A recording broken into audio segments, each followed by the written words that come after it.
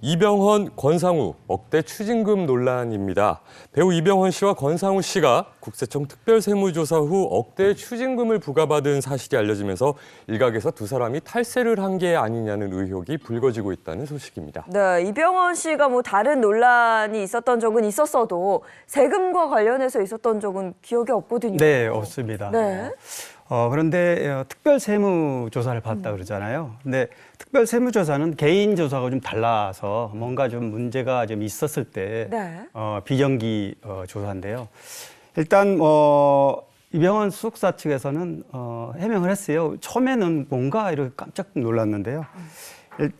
사비로 직원들한테 보너스를 줬는데 이걸 이제 법인 회계처리를 한 거죠. 그래서 원래 개인의 수익을 법인으로 처리하면 문제가 되지 않습니까? 네. 그런 부분에서 잘못이 있었고 또 광고 개런티도 입금 시기와 또 이걸 사용하는 시기가 좀 달라서 착오가 생겼다 이렇게 해명을 했습니다.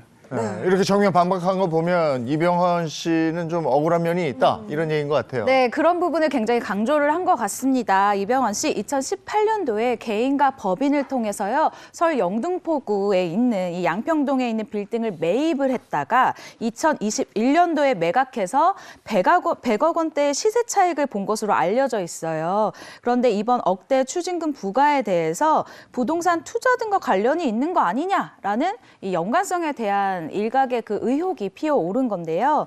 이 부분에 대해서 이병헌 씨 소속사 측 딱 잘랐습니다. 이병헌 배우는 지난 30년간 세금과 관련된 불미스러운 일이 단 한 번도 없었다라면서요. 이 추징금 부과가 탈세와 관련된 것은 결코 아니다라는 입장을 밝혔습니다. 네, 그리고 이병헌 씨에 이어서 권상우 씨도 이 세금 논란에 휩싸였는데 언제 국세청으로부터 연락을 받게 된 거예요? 네, 3년 전이죠. 2020년에 국세청 특별세무조사를 받았는데 당시에 운동선수라든가 유튜버 또 연예인들 중에 고수익자들 상대로 이게 뭔가 좀 포착이 된 게 있었던 겁니다. 그래서 특별세무조사를 받았는데 권상우 씨는 당시에 슈퍼카를 5대를 한 대당 수억 원입니다. 네. 잘 아시겠지만 그래서 이 세금 탈세 이에 대한 의심을 좀 받았고요. 당시에 문제가 제기된 그 법인 소유 차량이 모두 수억 원대가 되는데 수억 원대. 네.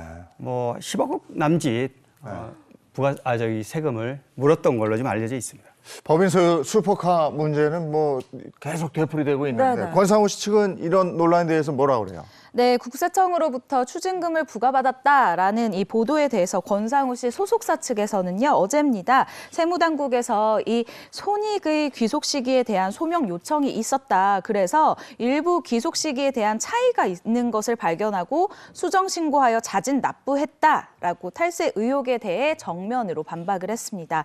또한 권상우 씨 측은요, 2020년도에 세무조사를 받은 후 이 부과된 추징금을 모두 납부했고 문제가 된 앞서 이야기한 이 차량 역시도 전부 매각했다라는 입장을 밝혔습니다.